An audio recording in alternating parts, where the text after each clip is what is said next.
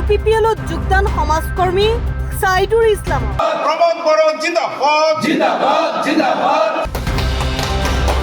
3 number Srirampur সমষ্টিৰ অন্তৰ্গত হাওৰিয়াপেটত UPPL দলৰ বৃহৎ যোগদান কাৰ্যসূচী অনুষ্ঠিত হয়। উক্ত কাৰ্যসূচীত হাওৰিয়াপেটৰ বিশিষ্ট সমাজকৰ্মী সাইদুৰ ইছলামে বহু সংখ্যক লোকক লগত লৈ বিটিআৰৰ ইএম উইলছন হাজদাৰ উপস্থিতিত আনুষ্ঠানিকভাৱে ইউপিপিএল দলত যোগদান কৰে।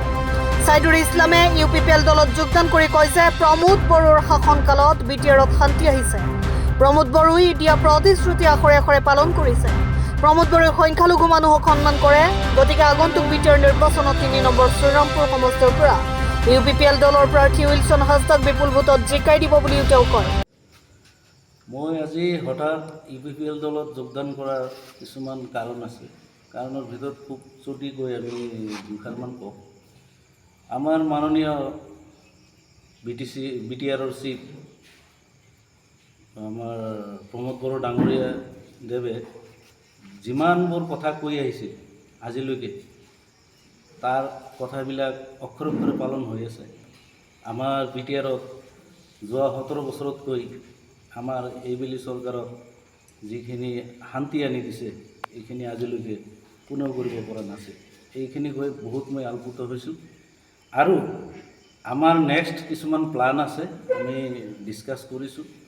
আৰু আমাৰ কমিউনিটিক এই চৰকাৰে ইউপিপিএল চৰকাৰে যিখন সন্মান দি আছে এই সন্মান কোনো চৰকাৰৰ কালত পোৱা নাই। গতিকে যি চৰকাৰে আমাৰ মাননীয় প্ৰমোদ বড়ো ডাঙৰীয়াই যি কমিউনিটিক সন্মান জনাই আছে, সন্মানৰ ওপৰত আৰু ঊৰ্ধে আৰু একো নাই। গতিকে যিজনে সন্মান কৰিব পাৰে আমিও তেখেতক সন্মান কৰিব লাগিব। আৰু সেই বুলি আমি আগুৱাই আহিছোঁ। আৰু আমাৰ সমাজখন কেনেকৈ উন্নত কৰিব পাৰোঁ, লগত আমাৰ ইএম ডাঙৰীয়া চাহাব আছে, এখেতৰ লগত আমি বহি ডিছকাছ কৰিম। আমি একেলগে কাম কৰিম আৰু আমাৰ ইএম চাহাবক এইবাৰ 100% ভোটেৰে আমি জিকাই পাৰ কৰি লৈ আহিম। এইখিনি উদ্দেশ্যত আমি লৈ লৈছোঁ। সদ্যহতে বতৰ বেয়াৰ কাৰণে হয়তো বহুতে আহিব পৰা নাই। আমি 20জনমান কৰিলোঁ। আমি এক্টিভ বাছি লৈ কৰিলোঁ। এতিয়া অহা আমি প্লান কৰিম কেইজনমান ডেইলি বেচিছ বা উইকলি বেচিছ কিমানজনকৈ আনিব পাৰোঁ। সেইটো আমাৰ এক্টিভিটিৰ ওপৰত ডিপেণ্ড কৰিব। সেইটো আমি চেষ্টা চলাই যাম, কৰিয়ে থাকিম। সকলোকে নমস্কাৰ। আমাৰ গোটেই বিটিআৰতেই আমাৰ ইউপিপিএল দলৰ নেতৃত্বত দৈনন্দিন হেজাৰ হেজাৰ মানুহ এইখন দলত যোগদান কৰি আছে। কাৰণ এইখন দলৰ নেতৃত্বত যি চৰকাৰ চলি আছে, প্ৰমোদ বড়ো ডাঙৰীয়াৰ নেতৃত্বত যি চৰকাৰ চলি আছে সেইখনক তেখেতসকলে ভাল পাই আছে। দলখনৰ নীতি আদৰ্শ ভাল পাই আছে। আৰু আজিৰ তাৰিখত চাবলৈ পাই অত্যন্ত সুখী হৈছোঁ যে সঁচাকৈ এই দলক ভাল পাই দৈনন্দিন মানুহ ওলাই আহি আছে, এইখন দলক যোগদান কৰি আছে। আমি শ্ৰীৰামপুৰ পাৰিষদীয় সমষ্টি হিচাপেও ইয়াত প্ৰায় আমাৰ বহুতখিনি জইনিং প্ৰগ্ৰাম হৈ গ'ল, বহুত ডাঙৰ জইনিং প্ৰগ্ৰাম হৈ গ'ল। আৰু প্ৰাইমাৰী ৱাইজ আমাৰ জইনিং প্ৰগ্ৰাম হৈ গ'ল। কিন্তু তাৰ বাহিৰেও আকৌ আমাৰ ৰাইজ ওলাই আহি আছে। আৰু তেখেতসকলে দলটোৰ সঁচাকৈ যিটো ভাল কাম কৰি আছে আৰু সকলো জাতি জনগোষ্ঠীক সন্মান জনোৱাৰ কাৰণে, সকলো ধৰ্মাৱলম্বীৰ মানুহক সন্মান জনোৱাৰ কাৰণে যি ধৰণে এটা বহল মনেৰে প্ৰমোদ বড়ো ডাঙৰীয়াই এই দলখনক নেতৃত্ব দিছে আৰু তেখেতৰ নেতৃত্বত যিখন চৰকাৰ চলি আছে, ভাল পাই আমাৰ শ্ৰীৰামপুৰ সমষ্টিটো আকৌ দৈনন্দিন প্ৰায় আমাৰ জইনিং প্ৰগ্ৰাম বা কাৰ্যসূচী চলি আছে। আৰু সেই মৰ্মে আজি মই নথৌ আনন্দিত আৰু উৎফুল্লিত যে হাওৰিয়াপেট যিটো আমাৰ প্ৰাইমাৰী কমিটি আছে বা হাওৰিয়াপেট যিটো VCDC আছে, তেখেতসকলৰ আণ্ডাৰত আজি এটা জইনিং প্ৰগ্ৰাম আকৌ হৈ গ'ল। আৰু মই বেছি সুখী কাৰণ আজিৰ তাৰিখত যিসকলে জইনিং কৰিছে তেখেতসকল বিশেষকৈ আমাৰ সাইদুৰ ইছলাম ডাঙৰীয়াৰ নেতৃত্বত জইনিং কাৰ্যসূচীখিনি হৈছে। আৰু প্ৰায় 20জন মানে এক্টিভ মানুহ যিসকলে সমাজৰ প্ৰতি দৰদ আছে, সমাজৰ কাম কাজত লিপ্ত হৈ আছে, তেখেতসকলে আজি জইনিং কৰিছে। আৰু আমি সকলোৱেই ইয়াৰ অঞ্চলবাসী হিচাপে সাইদুৰ ইছলাম ডাঙৰীয়াক আমি ভালকৈ চিনি পাওঁ। তেখেতে আমাৰ এইখন সমাজটো, আমাৰ এইখন জাগাটোক কি ধৰণে উন্নতি কৰিব, ভাল পথত আগুৱাই যাব, তেখেতে সদায় চিন্তা কৰি থাকে।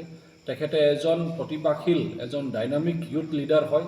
আৰু তেখেতে 2012 চনত যিটো ইয়াত এটা ৰায়ট হৈছিল, দাঙ্গা হৈছিল, সেই সময়ত তেখেতে ৰিলিফ এণ্ড ৰিহেবিলিটেশ্যন কমিটিৰ সভাপতিও আছিল।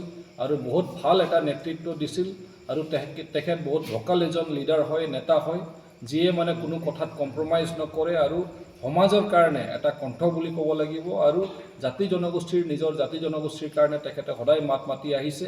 তো তেখেতক পাই আমি নথৌ আনন্দিত আৰু সুখী যে এজন সম্পদ হিচাপে, এজন এছেট হিচাপে তেখেতক আমি পাইছোঁ আৰু তেখেতৰ নেতৃত্বতে আজি জইনিং কাৰ্যসূচীখন হৈ গ'ল। আমি আশাবাদী যে অহা দিনত আমাৰ এইখন অঞ্চলত তেখেতৰ নেতৃত্বত বহুত ভাল কাম কৰিবলৈ আমি সক্ষম হ'ম আৰু তেখেতৰ নেতৃত্বত আমাৰ দলৰ যি মানে ভেটি সেইটো আকৌ মজবুত কৰিবলৈ আমি সক্ষম হ'ম আৰু আমাৰ দলৰ যিটো বিভিন্ন এক্টিভিটিছবিলাক হৈ আছে তাতে আমি এটা সুদক্ষ এজন যে আমাৰ দলীয় যিবিলাক নেতৃবৰ্গসকল আছে তেখেতসকলে ফাইনেল সিদ্ধান্ত ল'ব। এতিয়াও ইলেকশ্যন হ'বলৈ মানে ৩-৪ মাহ বাকীয়ে আছে, হাতত সময় আছে। তেখেতসকলে আলোচনাৰ মৰ্মে যিটো ভাল হ'ব, তেখেতসকলে যি নিৰ্ণয় হ'ব, মই ভাবোঁ যে ৩৫ লক্ষ আমাৰ যি জনসাধাৰণ বা জনসংখ্যা তেখেতসকলৰ কথা চিন্তা কৰি যাতে সকলৰ ভাল হয়, চৰকাৰ যাতে এটা সবল চৰকাৰ যাতে পাব পাৰোঁ সেইটো কথা চিন্তা কৰিহে ডিচিশ্যনবিলাক বা সিদ্ধান্তবিলাক লোৱা হ'ব আৰু আমি সেইটোৰ ওপৰতে বিশ্বাস কৰিম যে আমাৰ প্ৰমোদ বড়ো ডাঙৰীয়াই যি সিদ্ধান্ত ল'ব সেইটো সঠিক সিদ্ধান্ত হ'ব আৰু আমি সকলোৱে তাতে মানে সমৰ্থন দিম। ধন্যবাদ। নিৰ্বাচনত UPPLৰ কাৰণে কোনো ধৰণৰ প্ৰত্যাহ্বানৰ সন্মুখীন হ'ব লগা হ'ব নেকি? মই স্বাগতম জনাইছোঁ যে আমাৰ অল্টাৰনেটিভ পিপলছ পাৰ্টি যিটো গঠন কৰা হৈছে, আমাৰ এটা ডেম'ক্ৰেটিক কাণ্ট্ৰি হয় আৰু এই ডেম'ক্ৰেটিক কাণ্ট্ৰিত সকলোৰে অধিকাৰ আছে নিজৰ দল খুলিবলৈ, নিজৰ দলৰ প্ৰচাৰ কাৰ্য চলাবলৈ আৰু মই ভাবোঁ যে তেখেতসকলে আমাৰ কাৰণে ৰাইভেলৰী নহয়। মই ভাবোঁ যে নতুন দল আহিলে আমাৰ কাৰণে ভাল, কাৰণ তেতিয়া আমাৰ পাৰ্টি ৱৰ্কাৰ্ছসকলে আকৌ বেছি এক্টিভ হ'ব, আকৌ বেছি সজাগ হ'ব। তেখেতসকলে নিজকে আপগ্ৰেড কৰিবলৈ যত্ন কৰিব আৰু বৰ্তমানৰ যুগত কম্পিটিশ্যন যদি নাথাকে তেনেহ'লে ৰাজনীতিত কোনো মানে খেলৰ মজাই নাই বুলি কয় আৰু সেইকাৰণে আপুনি যদি ৰাজনীতিত আছে, আপুনি যদি গেমছ এণ্ড স্পৰ্টছত আছে, আপুনি যদি এই পৃথিৱীখনত আছে, প্ৰত্যাহ্বান আহিবই, চেলেঞ্জ আহিবই, বিভিন্ন ধৰণৰ পৰীক্ষা আহিবই, কিন্তু সেইটোৰ কাৰণে আপুনি কিমান ৰেডি হৈছে, নিজকে কিমান সাজু কৰিছে, সেইটো হৈছে কথাটো, আচল কথাটো। তো আমি UPPL দল হিচাপত আমি নিজকে ৰেডি কৰিছোঁ, নিজকে আমি সাজু কৰিছোঁ, নিজকে আমি আপগ্ৰেড কৰিছোঁ। সেইকাৰণে কোনো দলেই আহক আমাৰ কাৰণে সেইবিলাক মেটাৰ বা ফেক্টৰ নহয়। আমাৰ মেইন লক্ষ্য উদ্দেশ্য হৈছে যে ৩৫ লক্ষ জনসাধাৰণক আমি সেৱা আগবঢ়াব লাগে। আমি তেখেতসকলক সেৱা আগবঢ়াবলৈ আমি আহিছোঁ আৰু সেৱাটো আগবঢ়াই যাম। গোসাইগাঁৱৰ পৰা সাইফুল ইছলামৰ ৰিপৰ্ট, অসম টাইম। ঘৰত আনন্দ আৰু সম্পৰ্কৰ চমক বজাই ৰাখিবলৈ জৰুৰী হৈছে সকলো আনন্দময় মুহূৰ্তত মৰমৰ উপহাৰ দিয়াটো। সেইবাবে মধুশ্ৰী জুৱেলাৰ্ছে আনিছে সকলো ৰঙীন ক্ষণৰ বাবে বিশেষ গহনা। হীৰাৰে হওক, সোণৰে হওক বা ৰূপৰে হওক, শ্ৰেষ্ঠ ডিজাইনছ আৰু হলমাৰ্কযুক্ত গহনাই ৰাখে সম্পৰ্কক নিখুঁত।